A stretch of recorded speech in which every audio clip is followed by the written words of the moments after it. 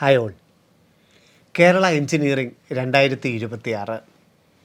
കേരളത്തിൻ്റെ പ്രൊഫഷണൽ മേഖലയിൽ, ഗവൺമെൻറ് മേഖലയിൽ 12 എഞ്ചിനീയറിംഗ് കോളേജുകൾ, ഏറ്റവും കുറഞ്ഞ ഫീസ് നിരക്കിൽ ഏറ്റവും മികച്ച പ്രോഗ്രാമുകൾ തന്നെ ഗവൺമെൻറ് എഞ്ചിനീയറിംഗ് കോളേജിൽ 9,000 രൂപയ്ക്ക് ഒരു വർഷത്തെ ഫീസിൽ ഒരു ഏറ്റവും പ്രധാനപ്പെട്ട ഒരു കോഴ്സ് പഠിച്ചിറങ്ങാൻ സാധിക്കുന്ന കേരള എഞ്ചിനീയറിംഗ്.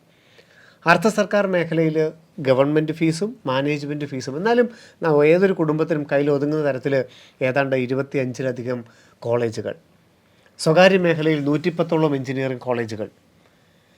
കേരളത്തിൻ്റെ പ്രൊഫഷണൽ മേഖലയിൽ ഏറ്റവും സമ്പന്നമായ കോഴ്സുകളും കോളേജുകളും കൊണ്ടൊക്കെ കേരള എഞ്ചിനീയറിംഗ് എൻട്രൻസ് എക്സാം വിദ്യാർത്ഥികൾക്കും രക്ഷിതാക്കൾക്കും ഏറെ ആശ്വാസകരം തന്നെയാണ്. എന്നിരുന്നാലും കാലഘട്ടം 2026. എഞ്ചിനീയറിംഗ് മേഖലയിൽ ഒരു പുനർവിചിന്തനത്തിന് സമയമായിട്ടുണ്ടോ സാർ? ജോബി സെബാസ്റ്റ്യൻ സാറാണ് നമ്മളോടൊപ്പം.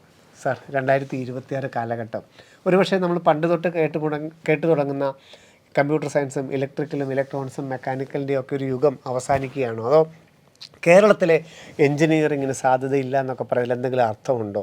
ഒരു എഞ്ചിനീയർമാരെ തട്ടി നടക്കാൻ പറ്റില്ല, അല്ലെങ്കിൽ എഞ്ചിനീയറിങ്ങിന് അത്ര പ്രാധാന്യമില്ല, അങ്ങനെയൊക്കെ നമുക്ക് പറയാൻ കഴിയുമോ? കാരണം ഇത്രയധികം മേഖലകൾ ഇപ്പോൾ നോക്കുമ്പോഴും മാനേജ്മെൻറ്റ് തലത്തിൽ പോലും ഈ വർഷം എല്ലാ സീറ്റുകളും തന്നെ ഫില്ലായിരിക്കുന്നൊരു കാലഘട്ടം. എന്താണ് കേരള എഞ്ചിനീയറിംഗ്? നമ്മൾ 2026 എന്ന് പറയുമ്പോൾ നമ്മൾ ഫോക്കസ് ചെയ്യേണ്ടത് 2030-നെയാണ്. നമ്മൾ വർഷങ്ങൾക്ക് മുൻപ് മുതലേ കേൾക്കുന്നുണ്ട് 2030 ഒരുപാട് മാറ്റങ്ങൾ തൊഴിൽ മേഖലയിൽ.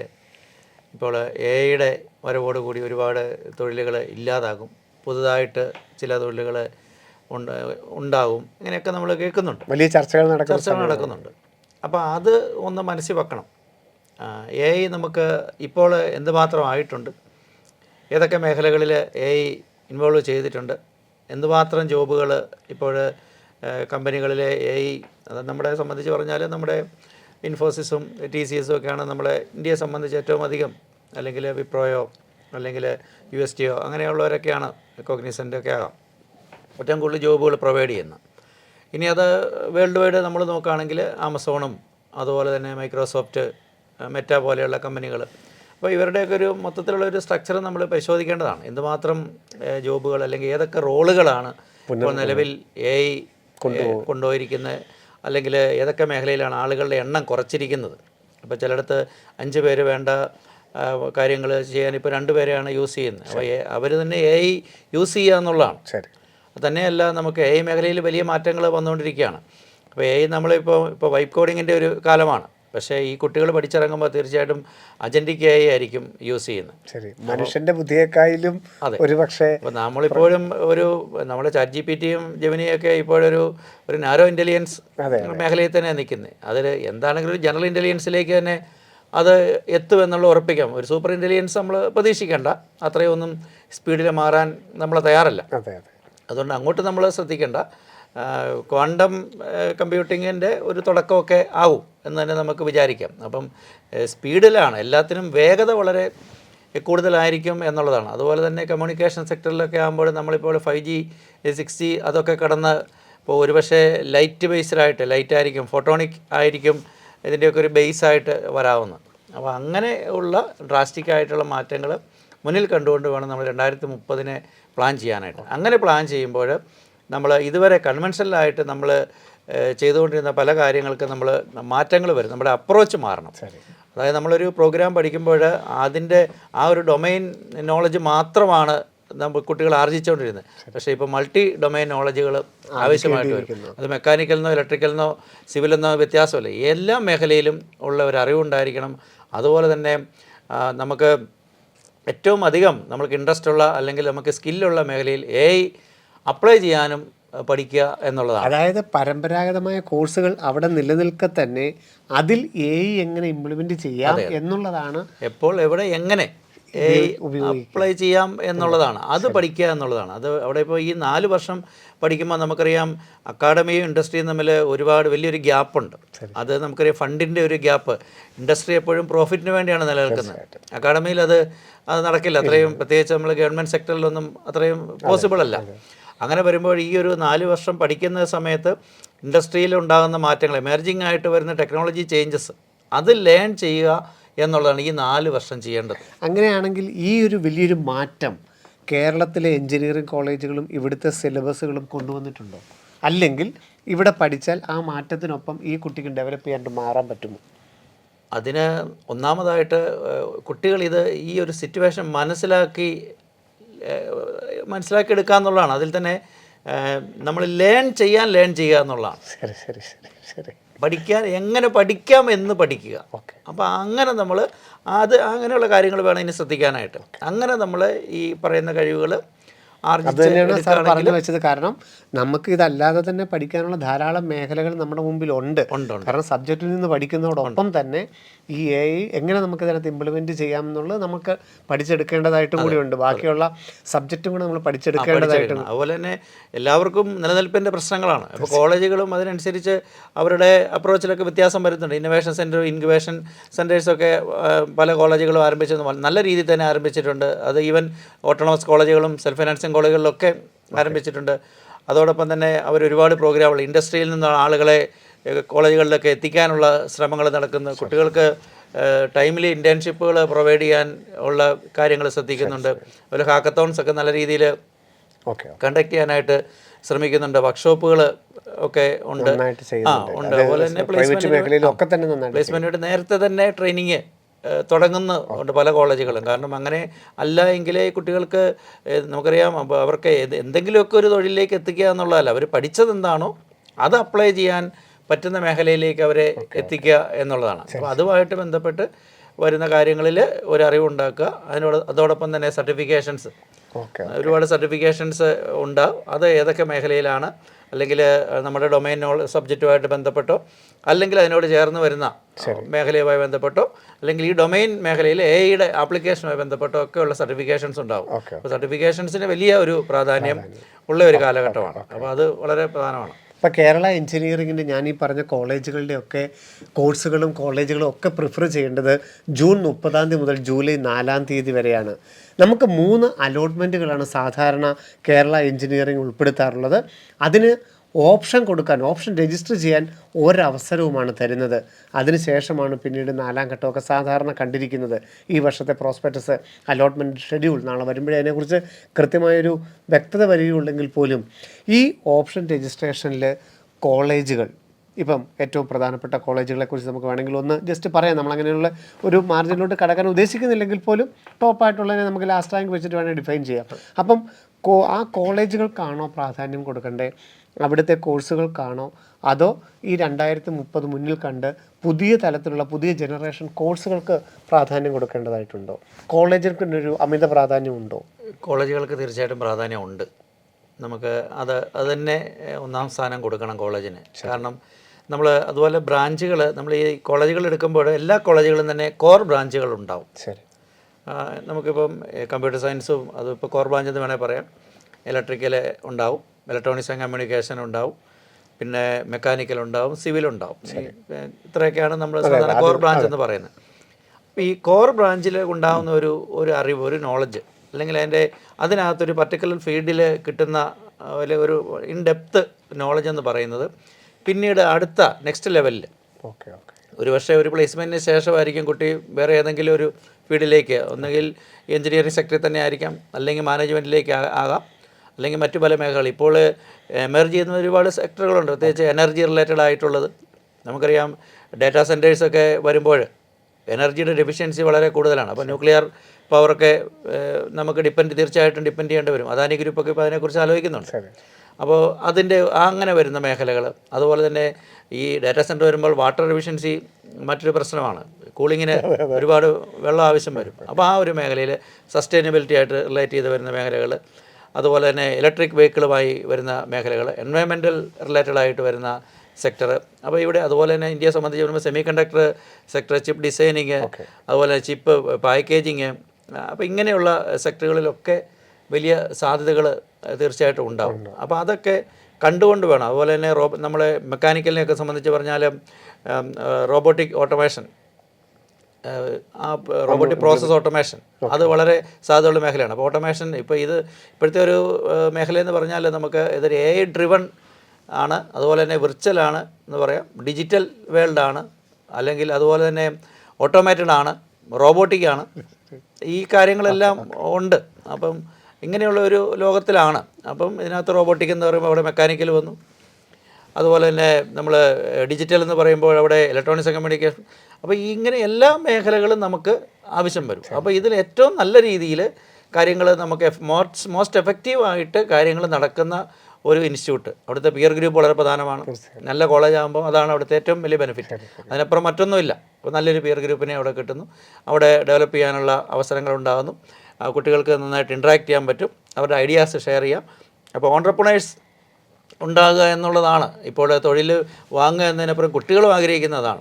തൊഴിൽ കൊടുക്കുന്നവരായിട്ട് മാറുക, ഇന്നോവേറ്റീവായിട്ട് ടെക്നോളജികൾ ഉപയോഗിച്ചുകൊണ്ട് പ്രോഡക്റ്റുകൾ ഉണ്ടാക്കുക, അങ്ങനെയൊക്കെയാണ്. അതിനുള്ള അവസരങ്ങളും അവസ്ഥകളും നമുക്ക് ഇന്ന് കേരളത്തിലും ഉണ്ട്.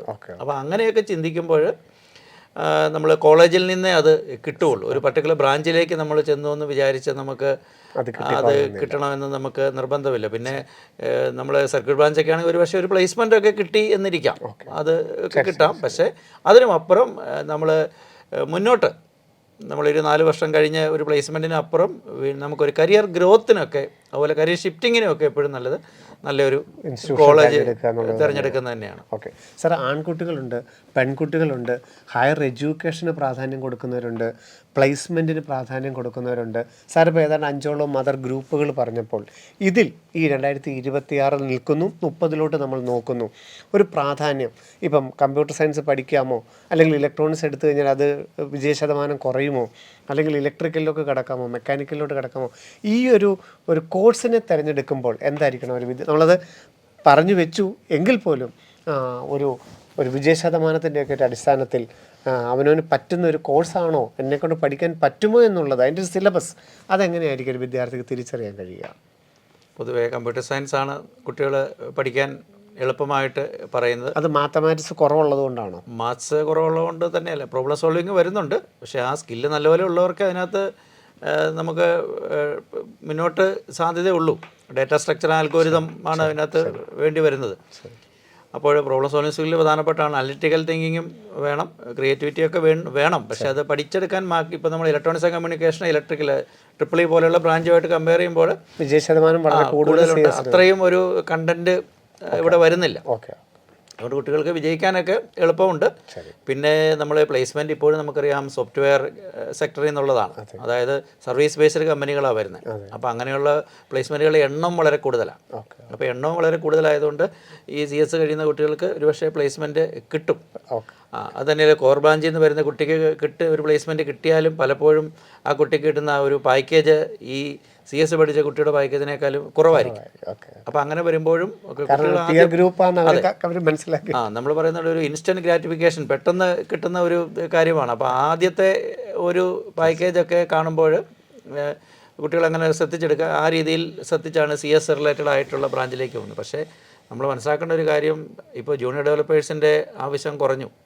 ഒരു വശത്ത് ഹയർ ചെയ്യുമ്പോൾ മറുവശത്ത് ഫയറിംഗ് ആണ് നടക്കുന്നത്. അത് എത്ര വലിയ കമ്പനിയാണെങ്കിലും അവർ ആളുകളെ എണ്ണം കുറയ്ക്കുന്നത് കമ്പനി നഷ്ടമായിട്ടൊന്നുമല്ല.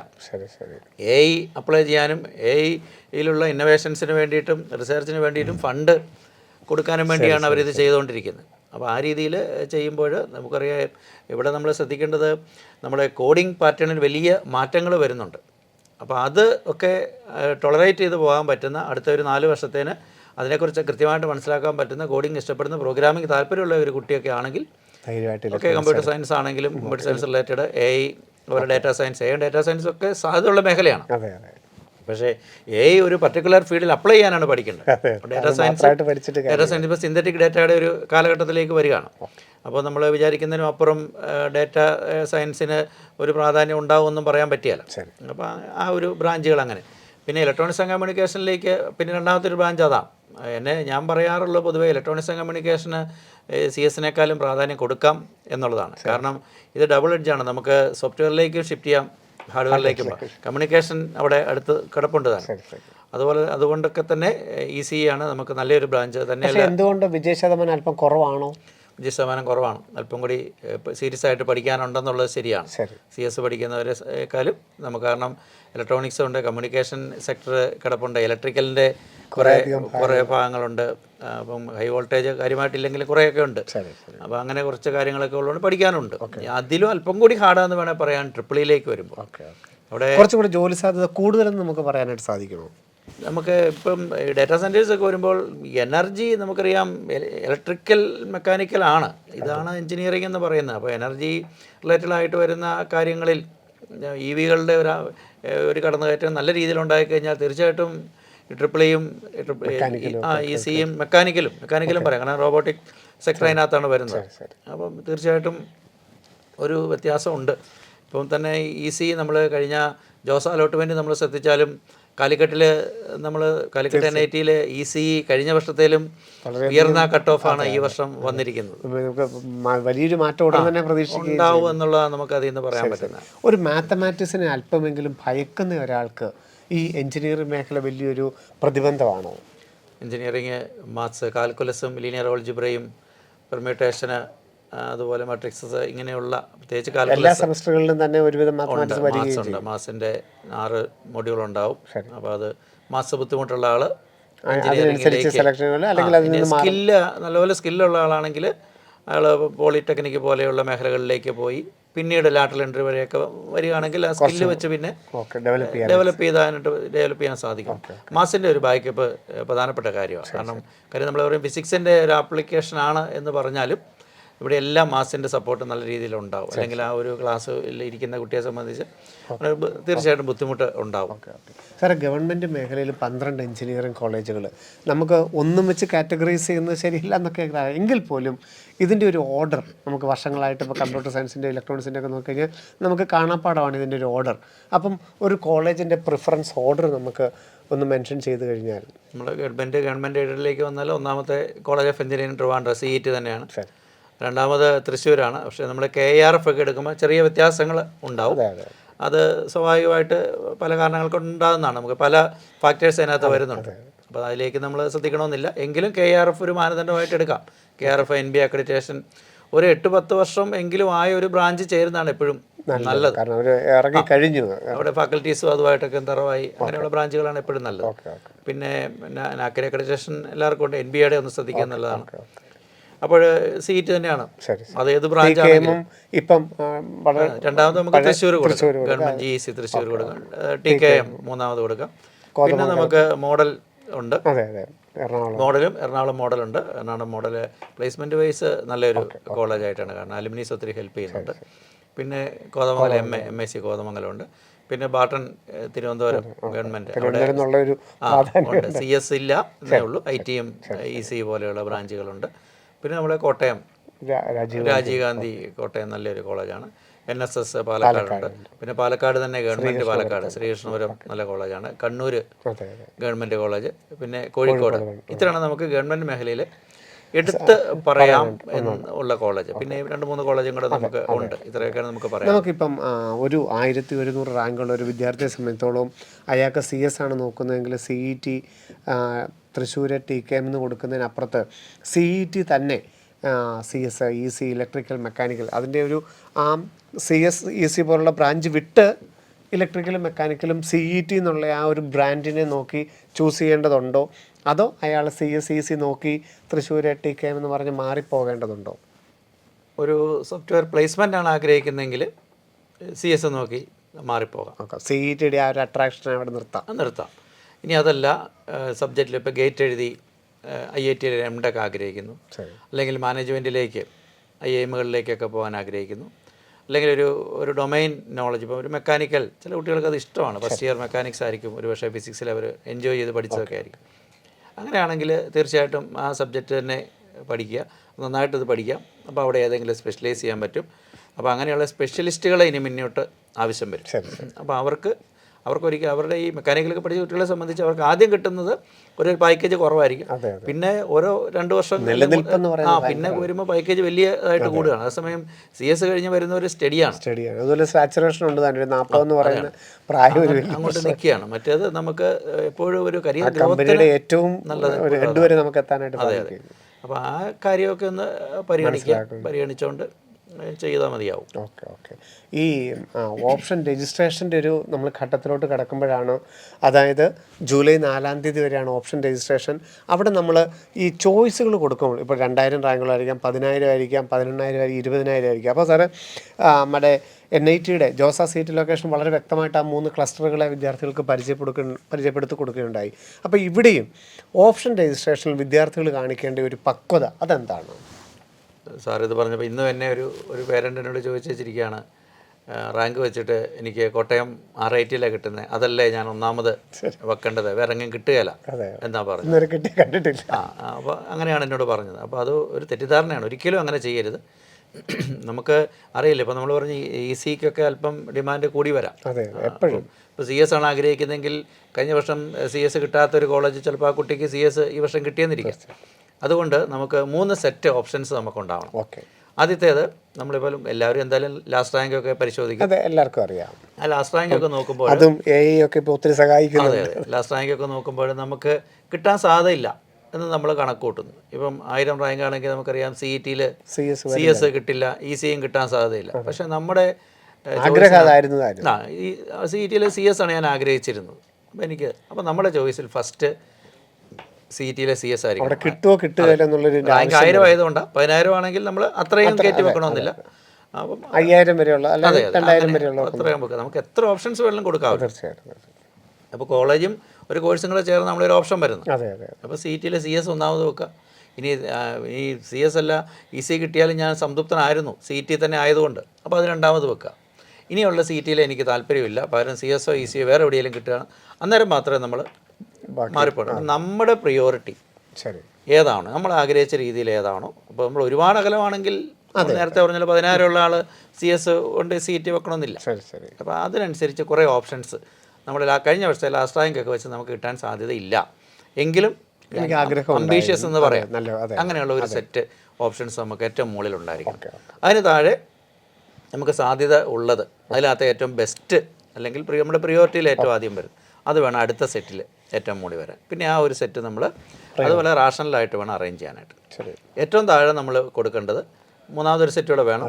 നമുക്ക് കഴിഞ്ഞ വർഷം ലാസ്റ്റ് റാങ്ക് വെച്ച് നമുക്ക് കിട്ടുന്നതിലും താഴെയുള്ളത്. നമ്മളേതായാലും കേരളത്തിൽ എഞ്ചിനീയറിംഗ് പഠിക്കാനാണ് ആഗ്രഹിക്കുന്നത്. കഴിഞ്ഞ വർഷത്തെ വെച്ച് എനിക്ക് ഇപ്പോൾ പാലക്കാട് NSSC കിട്ടുമായിരുന്നു. പക്ഷേ ഈ വർഷം ചിലപ്പം എന്തെങ്കിലും ഒരു കാരണം കൊണ്ട് കൂടുതൽ കുട്ടികൾ അപ്ലൈ എല്ലാം ചെയ്ത് കഴിഞ്ഞാൽ കിട്ടിയില്ലെന്നിരിക്കും. അപ്പോൾ എന്നാലും തൊട്ട് താഴെയുള്ള കണ്ണൂർ ഗവൺമെൻറ്റിലോ അല്ലെങ്കിൽ ശ്രീകൃഷ്ണപുരം അങ്ങനെ ഏതെങ്കിലും ഒരു കോളേജിൽ, അല്ലെങ്കിൽ SCT പാപ്പനംകോടോ അങ്ങനെ ഏതെങ്കിലും ഒരു കോളേജിൽ കിട്ടണം എന്നുള്ളൊരു ആഗ്രഹം കൊണ്ട് നമ്മൾ കൊടുക്കുകയാണെങ്കിൽ അങ്ങനെയും കുറച്ച് ഓപ്ഷൻസ്. അപ്പം ambitious first set, second rational അല്ലെങ്കിൽ ലോജിക്കൽ എന്നൊക്കെ നമുക്ക് പറയാം, മൂന്നാമത്തേത് സേഫ് ആയിട്ടുള്ള കുറേ ഓപ്ഷൻ. അപ്പോൾ ഈ 3 സെറ്റ് ഓപ്ഷൻസ് നിർബന്ധമായി എല്ലാവരും നമ്മുടെ കയ്യിൽ ഉണ്ടാവും. കാരണം എല്ലാവരും ഒരു അലോട്ട്മെൻറ്റ് വന്നു കഴിഞ്ഞിട്ട്, ഫസ്റ്റ് അലോട്ട്മെൻ്റ് ഒക്കെ വന്നു കഴിഞ്ഞിട്ട് ചോദിക്കുന്ന ചോദ്യമാണ്, എനിക്ക് കിട്ടിയില്ല, എനിക്ക് കാര്യമായി നല്ല റാങ്ക് ഉണ്ടായിരുന്നു, 5500 റാങ്ക് ഉണ്ടായിരുന്നു, പക്ഷേ എനിക്ക് അലോട്ട്മെൻറ്റിൽ പേര് വന്നില്ല, എന്നെക്കാളും കുറവുള്ളവർക്കൊക്കെ വേറെ കുറേ സീറ്റുകൾ കിട്ടി, ഞാനിനി എന്ത് ചെയ്യും? അടുത്ത അലോട്ട്മെൻറ്റിൽ പരിഗണിക്കും. പക്ഷേ നമ്മൾ ചെയ്യേണ്ടിയിരുന്ന 5500 റാങ്ക് എങ്കിൽ ഒരു 2000 തൊട്ടുള്ള എങ്കിലും നമ്മൾ പരിഗണിച്ചിട്ട് അവിടെ നമുക്ക് താല്പര്യമുള്ളതിനെ ഫസ്റ്റ് പ്രയോറിറ്റിയിൽ കൊടുക്കുക. കഴിഞ്ഞ തവണത്തെ 3000 മുതൽ കഴിഞ്ഞ തവണത്തെ 7000 വരെ, അല്ലെങ്കിൽ നമുക്ക് ഏറ്റവും താല്പര്യമുള്ള രണ്ടാമത്തെ ആ ഘട്ടത്തിൽ അത്രയും ഒരു റേഞ്ചെങ്കിലും നോക്കുക. മൂന്നാമത്തെ സെക്ഷൻ വരുമ്പോഴേക്കും ആ 5000 മുതൽ 10,000, 12,000, 15,000 വരെ ഉള്ളതിൽ ഏറ്റവും ലീസ്റ്റ്. കാരണം അവിടെ എപ്പോഴും നമ്മുടെ ഒന്നാമത്തെ ഓപ്ഷൻ മുതലാണ് പരിഗണിക്കുന്നത്. ഒന്നാമത്തെ ഓപ്ഷൻ നിങ്ങളെ ജനറലായിട്ട് തരാൻ പറ്റുമെന്ന് നോക്കും, അവിടെ തന്നെ നിങ്ങൾക്ക് എന്തെങ്കിലും റിസർവേഷൻ ഉണ്ടെങ്കിൽ തരാൻ പറ്റുമെന്ന് നോക്കും, എന്നിട്ട് രണ്ടാമത്തെ ജനറലായിട്ട് നോക്കുകയുള്ളൂ. അങ്ങനെ നോക്കി വരുമ്പോൾ നിങ്ങൾക്ക് കിട്ടാൻ അർഹതയുള്ള ഏറ്റവും ആദ്യത്തെ തന്നെ നിങ്ങൾക്ക് കിട്ടും. അതല്ലാതെ നമ്മൾ മോശം ഏറ്റവുമായിട്ട് 12,000 ഉള്ളൊരു ഓപ്ഷൻ ഇദ്ദേഹം വെച്ചിട്ടുണ്ടെന്നും പറഞ്ഞുകൊണ്ട് 5000 റാങ്കുള്ള ഒരാൾക്ക് ഒരിക്കലും 12,000 കൊണ്ട് കൊടുക്കില്ല. ഒന്നാമത്തത് തന്നെയാണ് നോക്കി തുടങ്ങുന്നത്. അതുകൊണ്ട് ഏറ്റവും ആഗ്രഹമുള്ളതും പ്രിഫറൻസ് ആയിട്ടുള്ളൊരു ഓർഡർ തന്നെ ആയിരിക്കണം. അതിന് നമ്പർ ഇത്ര എണ്ണേ കൊടുക്കാവൂ എന്നുള്ളല്ല, നിങ്ങൾക്ക് അർഹതയുള്ള ഓപ്ഷൻസാണ് നിങ്ങളുടെ പ്രൊഫൈൽ നിങ്ങൾക്ക് കാണാനായിട്ട് സാധിക്കുന്നത്. ഗവൺമെൻറ് മേഖല എന്നും സ്വകാര്യ മേഖല എന്നും അതുപോലെ അർദ്ധ സർക്കാർ മേഖല എന്നൊക്കെ നിങ്ങൾക്ക് കാണാനായിട്ട് സാധിക്കും. അവിടെയാണ് നമ്മൾ ഈ പറഞ്ഞ ഒരു വലിയ പക്വത കാണിച്ചുകൊണ്ട് നമ്മുടെ ഓപ്ഷനെ നമ്മൾ അറേഞ്ച് ചെയ്യേണ്ടത്. ഇപ്പോൾ ഈ അർദ്ധ സർക്കാർ കോളേജിലോട്ട് വന്നു കഴിഞ്ഞാൽ മെറിറ്റ് സീറ്റ് മാനേജ്മെൻറ്റ് സീറ്റ് എന്ന് കാണാനായിട്ട് സാധിക്കും. അത് രണ്ടും ഒരു വിദ്യാർത്ഥിക്ക് കൊടുക്കാൻ സാധിക്കുമോ? തീർച്ചയായിട്ടും. അതെന്താണ് അവിടെ ഫീസിൻ്റെ ഒരു അല്പം വ്യത്യാസമുണ്ട്. ഒരു മെറിറ്റിൻ്റെ ഏകദേശം ഇരട്ടി വരും. എങ്കിൽ പോലും നമ്മുടെ സെൽഫ് ഫിനാൻസിങ്ങിൻ്റെ അത്രയും എത്തുന്നില്ല. അതുകൊണ്ട് ഇപ്പോൾ അതിനകത്ത് മോഡൽ എഞ്ചിനീയറിംഗ് കോളേജൊക്കെ നമ്മൾ മോഡൽ ചെങ്ങന്നൂർ പോലെയുള്ളതൊക്കെ നമുക്ക് അതുപോലെ നമ്മുടെ പെൺകുട്ടികൾക്കായിട്ടുള്ള കോളേജ്, KSRTC ഇവിടെ എല്ലാം ഉണ്ട്, യൂണിവേഴ്സിറ്റിയുടെ കോളേജ് ഉണ്ട്, ആറ്റിങ്ങലിൻ്റെ കോളേജ് ഉണ്ട്. ഇതെല്ലാം തീർച്ചയായിട്ടും പരിഗണിക്കേണ്ടതാണ്. അപ്പോൾ അവിടെ നമുക്ക് മാനേജ്മെന്റ് കുട്ടികൾ എടുക്കുന്നുണ്ട്. കാരണം വലിയൊരു റാങ്ക് ഡിഫറൻസ് കാണുന്നില്ല. പ്രത്യേക മോഡലോട്ടോ ഒട്ടുമില്ല. കാരണം ചെറിയൊരു വ്യത്യാസമുള്ളൂ. 35,000 രൂപ മെറിറ്റ് സീറ്റിനാണെങ്കിൽ മറ്റേ 60,000. അത് രണ്ട് ഓപ്ഷനാണ്. നിങ്ങൾക്ക് ആ എമൗണ്ട് ഒരു അഫോർഡബിൾ ആണെങ്കിൽ അത് രണ്ടും അടുത്തടുത്ത് വെക്കാൻ തന്നെ. ഇപ്പം മോഡൽ CS വരുമ്പോൾ മോഡൽ CS മെറിറ്റ് സീറ്റ്, തൊട്ട് താഴെ മോഡലിൻ്റെ CS തന്നെ മാനേജ്മെൻറ്റ് വെക്കുന്നതാണ് ഉചിതം. അല്ലാതെ മാനേജ്മെൻറ്റ് ആണല്ലോ എന്ന് വിചാരിച്ചത് താഴെ കൊണ്ട് വെക്കേണ്ട. അതേ രീതി തന്നെയുള്ള ഒരേ ക്ലാസ് തന്നെയാണ്. ഫീസ് 60,000 അല്ലെ 65,000 രൂപയാണെന്നുള്ളത് മാത്രമേ വ്യത്യാസമുള്ളൂ. അല്ലാതെ മാനേജ്മെൻറ്റ് കോട്ടയൊന്നും നല്ലത്. അതുകൊണ്ട് അർദ്ധ സർക്കാർ കോളേജുകളിൽ ഈ ഒരു എന്ന് കാണിക്കുന്ന ആ ഒരു കോളേജുകളിൽ ഇങ്ങനെ 2 തരത്തിലുള്ള സീറ്റ് എല്ലാ സ്ട്രക്ചറിലും ഉണ്ടെന്നുള്ളത് കൂടി പരിഗണിക്കണം. പിന്നെ അലോട്ട്മെൻറ്റിൻ്റെ ആ നടപടിക്രമങ്ങളിലൂടെ, കാരണം അലോട്ട്മെൻറ്റ് കിട്ടിയിട്ടുണ്ടെങ്കിൽ നിങ്ങൾ അതിൻ്റെ ഒരു നടപടിക്രമങ്ങളിലേക്ക് കൂടെ നമുക്ക് നോക്കിക്കഴിഞ്ഞാൽ, അലോട്ട്മെൻറ്റ് കിട്ടിക്കഴിഞ്ഞാൽ നമ്മൾ ചെയ്യേണ്ടത്, നമ്മളത് ഒക്കെ ആണെന്നുണ്ടെങ്കിൽ നമ്മളത് അതിന് ഫീസ് അടയ്ക്കാനുണ്ട്. 10,000 ആയിരുന്നു. അപ്പോൾ അത് വരുമായിരിക്കും നാളെ. അതിൻ്റെ നോട്ടിഫിക്കേഷൻ വരുമ്പോൾ നമുക്ക് അറിയാനായിട്ട് സാധിക്കും. അപ്പോൾ 10,000 രൂപ ഫീസ് അടയ്ക്കുക. അതാണ് നമ്മൾ ചെയ്യേണ്ട ഏറ്റവും പ്രധാനപ്പെട്ട കാര്യം. നമ്മുടെ ഡോക്യുമെന്റ്സ് ഒക്കെ നമ്മൾ നേരത്തെ കേരളത്തിന്റെ സൈറ്റിൽ അപ്ലോഡ് ചെയ്തിട്ടുണ്ട്. ഹാർഡ് കോപ്പി നമ്മുടെ കയ്യിൽ ഇരുന്നാൽ മതി. ഫീസ് അടയ്ക്കുക. പിന്നെ നമ്മുടെ കാൻഡിഡേറ്റ് പോർട്ടലിൽ കയറി നമ്മൾ ഒന്നുകൂടെ ഓപ്ഷൻസ് കൺഫേം ചെയ്യണം. ഈ സമയത്ത് നമുക്ക് റീസ്ട്രക്ചർ ചെയ്യാനുള്ള അവസരം കൂടി പൊതുവെ തരാറുണ്ട്. ഈ വർഷം ഉണ്ടാവുമെന്ന് വിചാരിക്കാം.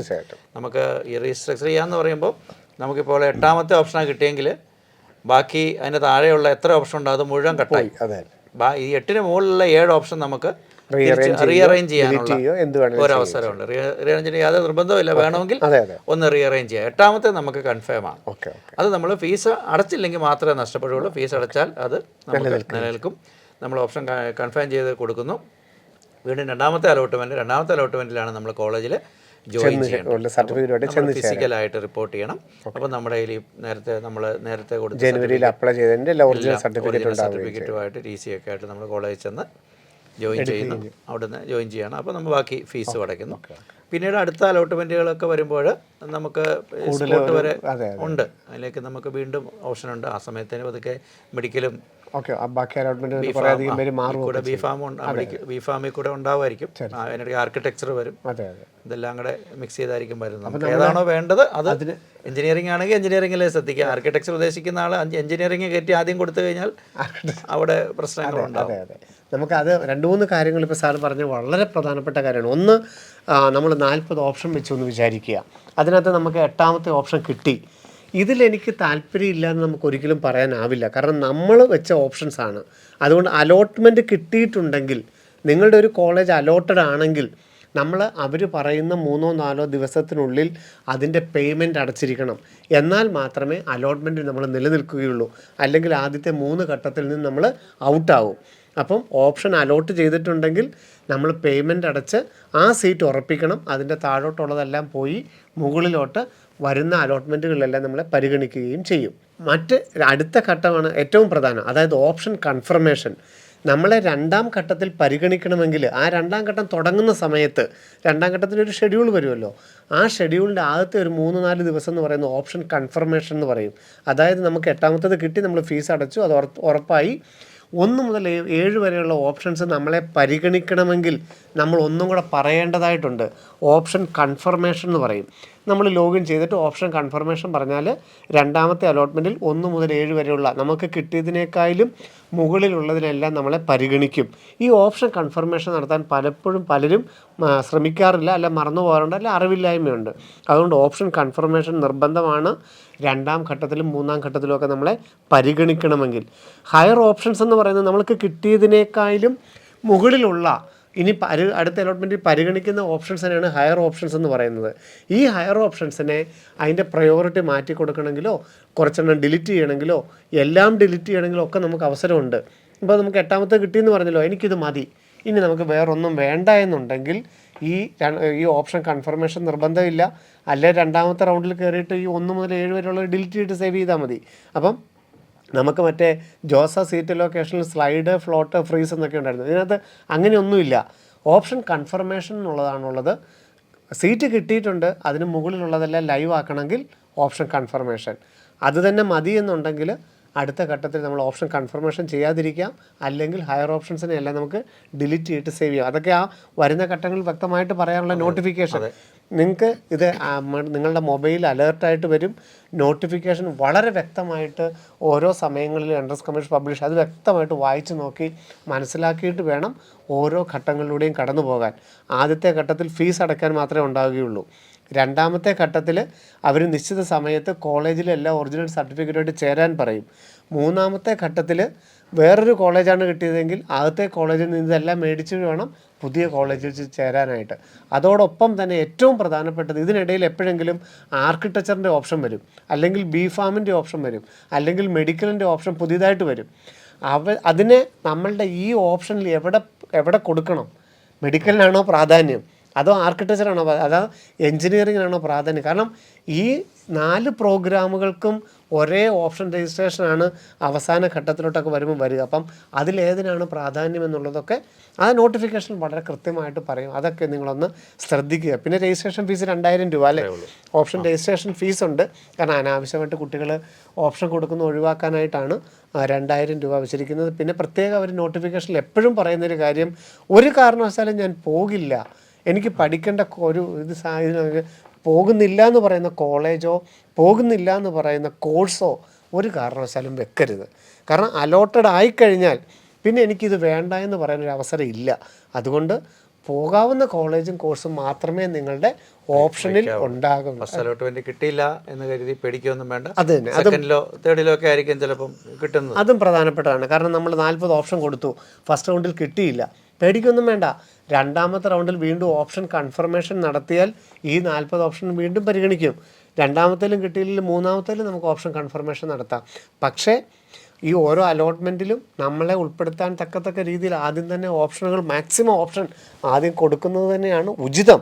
കാരണം ഓരോ വർഷവും വരുന്ന മാറ്റങ്ങൾ നമുക്ക് നേരത്തെ ചിലപ്പോൾ മനസ്സിലായിക്കൊള്ളണമെന്നില്ല, അല്ലെ? മാക്സിമം ഓപ്ഷൻസ് കൊടുക്കുന്നത് തന്നെയാണ് നല്ലത്. സാർ, ഇത്രയധികം സാറിൻ്റെ ഒരു വലിയ എക്സ്പീരിയൻസ് ഉള്ളൊരു കാലഘട്ടത്തിൽ കേരള എഞ്ചിനീയറിങ്ങിന് അല്ലെങ്കിൽ കീം 2026 കിട്ടുന്നതിന് പ്രാധാന്യക്കുറവെന്നുള്ളത് എപ്പോഴെങ്കിലും സാറിന് അങ്ങനെ ഒരു ഇതുണ്ടോ? കാരണം സാധ്യതകൾ എല്ലാ മേഖലയിലും തന്നെ ഇല്ലേ?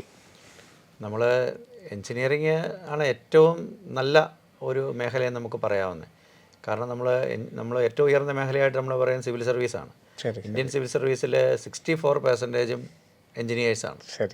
അവരുടെ ഒരു പ്ലാനായിട്ട് സിവിൽ സർവീസ് വെച്ചിരിക്കുന്നതാണ്. അതുപോലെ തന്നെ നമ്മൾ ഏത് സെക്ടറിൽ നോക്കിയാലും എൻജിനീയറിംഗ് ഗ്രാജുവേറ്റ്സിന് നല്ല രീതിയിൽ അവിടെ പെർഫോം ചെയ്യാൻ പറ്റുന്നുണ്ട്. ഏതെങ്കിലും ഒരു ജോബിലേക്കുള്ള എൻട്രൻസ് എക്സാം നമ്മൾ എടുത്തു കഴിഞ്ഞാൽ അവിടെ തീർച്ചയായിട്ടും ക്വാണ്ടിറ്റേറ്റീവ് ആപ്റ്റിറ്റ്യൂഡും ലോജിക്കൽ റീസണിങ്ങും ഒക്കെ നിർബന്ധമായിട്ടും ഉണ്ടാവും. അപ്പോൾ ആ ഒരു പാറ്റേണിലുള്ള ആ ഒരു സ്ട്രക്ചറിലുള്ള അക്കാഡമിക്സാണ് എൻജിനീയറിംഗിൽ കൂടെ പൊയ്ക്കൊണ്ടിരിക്കുന്നത്. അപ്പോൾ തീർച്ചയായിട്ടും കുട്ടികൾക്ക് അതിനോട് ആ രീതിയിലുള്ള ഒരു ട്രെയിനിങ്ങും ആ ഒരു കിട്ടുന്നതുകൊണ്ട് അവർക്ക് അങ്ങനെയുള്ള ഒരു എക്സാമിനേഷനൊക്കെ വന്നു കഴിഞ്ഞാൽ ക്ലിയർ ചെയ്യാൻ പറ്റുന്നുണ്ട്. പിന്നെ കരിയർ ഷിഫ്റ്റിങ്ങിന് ഏറ്റവും നല്ല ഒരു മേഖലയാണ്. അതിപ്പോൾ ഏത് സെക്ടറിലേക്ക് നമുക്ക് ഷിഫ്റ്റ് ചെയ്യാനുള്ള സാധ്യതയുണ്ട്. മെഡിക്കൽ പോലെയല്ല. മെഡിക്കലിൽ നിന്ന് മെഡിക്കലാണ് കുട്ടികൾ അവിടെ തന്നെ സ്റ്റിക്ക് ഓൺ ചെയ്യാനായിട്ട് നോക്കാം, ആ ഒരു ഫീൽഡിൽ തന്നെ. പക്ഷേ ഇവിടെ അങ്ങനെയല്ല. ഇവിടെ ശരിക്കും പറഞ്ഞാൽ കോർ എഞ്ചിനീയറിംഗ് ബ്രാഞ്ചിൽ തന്നെ ജോലി ചെയ്യുന്ന ഒരു 20% കാണുള്ളൂ. ബാക്കി എല്ലാവരും മറ്റു പല മേഖലകളിലേക്കും തിരിഞ്ഞു പോകുന്നതായിട്ട് നമ്മൾ കാണുന്നത്. അതുകൊണ്ടാണ് ഇപ്പം എഞ്ചിനീയേഴ്സ് ബാങ്കിങ് സെക്ടറിലുണ്ട്, അല്ലെങ്കിൽ KSRTCയിലുണ്ട്, അല്ലെങ്കിൽ പല കാര്യങ്ങളുണ്ടെന്ന് പറഞ്ഞാൽ ആ പോകാനുള്ളൊരു അവസരം ഉള്ളതുകൊണ്ട് കൂടിയാണ്. ഓൺട്രപ്രണേഴ്സ് കൂടുതലും എഞ്ചിനീയറിംഗ് ബാക്ക്ഗ്രൗണ്ടിൽ നിന്നുള്ള ആളുകളാണ്. ഇവർക്കൊരു ഹയർ എഡ്യൂക്കേഷൻ സാധ്യതകളിലോട്ട് ഇപ്പോൾ ഗേറ്റ് ജാമ അപ്പോൾ എന്തൊക്കെ ഹയർ എഡ്യൂക്കേഷൻ സാധ്യതകൾ നമുക്ക് പറഞ്ഞു കൊടുക്കാൻ സാധിക്കും? ഒന്നാമത്തെ ഗേറ്റ് തന്നെയാണ്. കാരണം ഗേറ്റ് കൊണ്ട് നമ്മുടെ നവരത്ന മഹാരത്ന കമ്പനികളിൽ ഗേറ്റിൻ്റെ സ്കോർ ബേസിലാണ് അവിടെ ജോലി വരുന്നത്. ശരി ശരി. ടോപ്പ് സ്കോറേഴ്സിനെ എടുക്കും. പിന്നെ IIT-കളിലേക്കൊക്കെ അഡ്മിഷൻ വരുന്നു ഗേറ്റാണ്. അപ്പം ഗേറ്റ് നമ്പർ 1. പിന്നെ നമുക്ക് കോർ ബ്രാഞ്ചുകളാണെങ്കിൽ നമുക്ക് സെൻട്രൽ ഗവൺമെൻറ് UPSC-യുടെ നമ്മുടെ സിവിൽ സർവീസ് എന്ന് പറയുമ്പോൾ നമുക്ക് എഞ്ചിനീയേഴ്സിൻ്റെ civil service IES, Indian engineering സർവീസിൽ നല്ല സാധ്യതകളുണ്ട്. പിന്നെ ഏറ്റവും വലിയ സാധ്യത റെയിൽവേ നല്ലൊരു സെക്ടറാണ്. പിന്നെ ഡിഫൻസിൽ വലിയ മാറ്റങ്ങൾ നടന്നുകൊണ്ടിരിക്കുന്ന ഒരു കാലഘട്ടമാണ്. മുന്നോട്ടത് ഉണ്ടാവും. ഇപ്പോൾ ഡ്രോണുകളൊക്കെ ആയിട്ട് ബന്ധപ്പെട്ടും ആൻറ്റി ഡ്രോൺസും അതുപോലെ തന്നെ സിഗ്നലിംഗ് ഒക്കെ ആയിട്ട് ബന്ധപ്പെട്ടുമൊക്കെ മിസൈൽ ടെക്നോളജിയിലൊക്കെ ഒരുപാട് ഇപ്പം DIIT പൂനെ DIIT-യിലൊക്കെ ഒരുപാട് MTech ബ്രാഞ്ചുകളൊക്കെ പുതുതായിട്ട് വന്നിട്ടുണ്ട്. അപ്പോൾ ആ മേഖലകളിലൊക്കെ വലിയ സാധ്യതകളുണ്ട് ഹയർ സ്റ്റഡീസ് എന്ന് പറയുമ്പോൾ. പിന്നെ അബ്രോഡ് മാസ്റ്റേഴ്സ് ചെയ്യാനായിട്ട് കുട്ടികൾ ഇഷ്ടപ്പെട്ട് അങ്ങോട്ട് റോബോട്ടിക്സൊക്കെ ആയിട്ട് ബന്ധപ്പെട്ട് ജർമ്മനി പോലുള്ള രാജ്യങ്ങളിലെ കുട്ടികൾ പോകുന്നുണ്ട്. പിന്നെ നമ്മൾ മാനേജ്മെൻറ്റ് സെക്ടർ ശ്രദ്ധിച്ചാൽ IIM-കളിലൊക്കെ ഏറ്റവും അധികം ഉള്ളത് എഞ്ചിനീയേഴ്സ് തന്നെയാണ്. അപ്പോൾ എല്ലാ മേഖലകളിലും തീർച്ചയായിട്ടും ഹയർ സ്റ്റഡീസ് നല്ല സാധ്യത ഉണ്ട്. ഓക്കെ. ഇതിൽ ഒരു സിലബസ് അനുസരിച്ചുള്ളൊരു പഠനം, അതായത് സപ്ലിമെൻ്റ് ഒന്നും വരാതെ നമുക്ക് ആദ്യം മുതൽ തന്നെ അത് പ്ലേസ്മെൻറ്റിന് വലിയൊരു കാര്യമാണ്. സപ്ലി ഉള്ളവരെ ഒഴിവാക്കിയാണ് പല പ്ലേസ്മെൻറ്റുകളും വരുന്നത്. അപ്പോൾ അത് ശ്രദ്ധിക്കണം. പിന്നെ പല പരീക്ഷകൾ നമ്മൾ IAS പറഞ്ഞ പോലെ തന്നെ നമുക്ക് എയർ ട്രാഫിക് കൺട്രോളിൻ്റെ എക്സാം ആ ഒരു മേഖലയിലേക്ക് വരാം. Combined defence service exam, അഫ്കാറ്റ് exam ഉണ്ട്. പിന്നെ നേരിട്ട് BTech കഴിഞ്ഞ് നേരിട്ട് റിസർച്ചിലേക്ക് പോകാനുള്ള അവസരമുണ്ട്. പിന്നെ UPSC-യുടെ ഏത് പരീക്ഷയും നമുക്ക് എഴുതാം. പിന്നെ സാർ നേരത്തെ പറഞ്ഞ ബാങ്കിങ് സെക്ടറിലും താല്പര്യമുള്ളവർക്ക് അങ്ങോട്ടൊക്കെ ഷിഫ്റ്റ് ചെയ്യാം. അപ്പോൾ ഇങ്ങനെയുള്ള സാധ്യതകളെല്ലാം ഉണ്ട്. തീർച്ചയായിട്ടും കീം 2026 നിങ്ങൾക്ക് മുമ്പിൽ തുറന്നിടുന്നത് വലിയൊരു സാധ്യതകളാണ്. അതിൽ ശ്രദ്ധിക്കേണ്ട ചെറിയ ചെറിയ കാര്യങ്ങളെക്കുറിച്ചാണ് വളരെ വ്യക്തമായിട്ട് ജോബി സാർ നമ്മളോട് പറഞ്ഞു തന്നത്. ഇനി നമുക്ക് ഓപ്ഷൻ രജിസ്ട്രേഷനിലേക്കാണ്. നാളെ ജൂൺ 30 മുതൽ ജൂലൈ 4-ാം തീയതി വരെയാണ് ce.kerala.gov.in എന്ന വെബ്സൈറ്റിൽ ആപ്ലിക്കേഷൻ നമ്പറും പാസ്വേഡ് ഉപയോഗിച്ച് ലോഗിൻ ചെയ്ത് രജിസ്ട്രേഷൻ ഫീസായിട്ടുള്ള 2000 അടച്ച്, അത് ചിലപ്പോൾ കാറ്റഗറിക്കൊക്കെ അനുസരിച്ച് ചില വ്യത്യാസങ്ങളുണ്ടാവും, അങ്ങനെ 2000 റുപ്പീസ് അടച്ചിട്ട് നമുക്ക് ഈ ഓപ്ഷൻ രജിസ്ട്രേഷൻ എന്ന ലിങ്കിലേക്ക് നമുക്ക് കയറാനായിട്ട് സാധിക്കുക. അവിടെ നമുക്ക് പ്രിഫറൻസ് ഓർഡർ അനുസരിച്ച് ചോയ്സ് ഫില്ല് ചെയ്യാനും സേവ് ചെയ്യുക. ആ ചോയ്സ് ഫില്ല് ചെയ്ത് സേവ് ചെയ്തിട്ട് അതിൻ്റെ ഒരു പ്രിൻ്റ് ഔട്ട് എടുത്ത് സൂക്ഷിച്ച് വെക്കുക. പലപ്പോഴും അവിടെയും ഞാൻ കൊടുക്കാത്ത ഓപ്ഷൻസാണ്, അല്ലെങ്കിൽ എൻ്റെ ഓപ്ഷൻ സേവ് ആയിട്ടില്ല, അങ്ങനെയൊക്കെ പറയുന്നതിന് പകരം ആ ഓപ്ഷൻസ് അവിടെ നമുക്ക് കാണാം. നമ്മൾ ഓപ്ഷൻ സേവ് ചെയ്യാമെന്ന് മാത്രമേ ഉള്ളൂ. അത് അപ്ഡേറ്റ് ചെയ്യാമെന്നോ ഇമെയിൽ ചെയ്യാമെന്നോ സബ്മിറ്റ് ചെയ്യാമെന്നോ ഒന്നുമില്ല, ലോക്ക് ചെയ്യാമെന്നോ ഒന്നും കേരളയ്ക്കില്ല.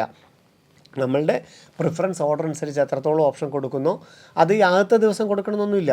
30-ാം തീയതി മുതൽ 4-ാം തീയതി വരെ ഉണ്ടെങ്കിൽ 4-ാം തീയതി 5 മണി വരെയും നമുക്ക് 5-ാം തീയതി 5 മണി വരെ ആണെങ്കിൽ ആ അവസാന ദിവസം വരെ ഇതിനകത്ത് എപ്പോൾ വേണമെങ്കിലും കയറിയിട്ട് ഓപ്ഷൻ റീഅറേഞ്ച് ചെയ്യാനായിട്ടോ വീണ്ടും ഓപ്ഷൻ കൊടുക്കാനായിട്ടോ പുതിയതായിട്ട് കൂട്ടിച്ചേർക്കാനൊക്കെ 30-ാം തീയതി മുതൽ 4-ാം തീയതി വരെ അവസരവുമുണ്ട്. അപ്പോൾ അതിനകത്ത് നിങ്ങൾ കൃത്യമായിട്ട് മാക്സിമം ഓപ്ഷൻ കൊടുക്കുക, സേവ് ചെയ്യുക, അതിൻ്റെ ഒരു പ്രിൻ്റ് ഔട്ട് എടുത്ത് കയ്യിൽ സൂക്ഷിച്ച് വെക്കുക. കാരണം അതാണ് നമ്മളെ തെളിവ്, നമ്മൾ ഓപ്ഷൻസ് സേവ് ചെയ്തു എന്നുള്ളതിന്. അപ്പോൾ കീം 2026-ൻ്റെ ഈ സാധ്യതകളെല്ലാം മനസ്സിലാക്കി നിങ്ങൾക്ക് ഓപ്ഷൻ രജിസ്റ്റർ ചെയ്യാം. എന്നിരുന്നാൽ പോലും നിങ്ങൾക്ക് ഓപ്ഷൻ രജിസ്റ്റർ ചെയ്യുമ്പോൾ ചില സാങ്കേതികമായിട്ടുള്ള അല്ലെങ്കിൽ കോളേജ് വൈസ് ആണെങ്കിലും അല്ലെങ്കിൽ കോഴ്സ് വൈസ് ഒക്കെ ആണെങ്കിലും ചില സംശയങ്ങൾ തോന്നിയേക്കാം. ഏത് കോളേജിന് പ്രിഫറൻസ് കൊടുക്കണം, ഏത് കോഴ്സുകൾക്കാണെന്നുള്ളതൊക്കെ. അപ്പോൾ അങ്ങനെ നിങ്ങൾക്ക് ഓപ്ഷൻ രജിസ്ട്രേഷനെ കുറിച്ചുള്ള സംശയങ്ങൾക്ക് ലൈവ് സെഷനുകൾ നിങ്ങൾ ശ്രദ്ധിക്കുക. ബ്രില്യൻ്റ് JE ചാനലിൻ്റെ യൂട്യൂബ് ചാനലിൽ ലൈവ് സെഷനുകൾ അറേഞ്ച് ചെയ്തിട്ടുണ്ട്. ജോബി സാറുണ്ട്. അപ്പം ആ ലൈവ് സെഷനിൽ നിങ്ങൾക്ക് നിങ്ങളുടെ സംശയങ്ങൾ ചോദിക്കാനും മറുപടി നൽകാനായിട്ട് ഞങ്ങളുണ്ടാവും. വീണ്ടും കാണാം. നന്ദി, നമസ്കാരം.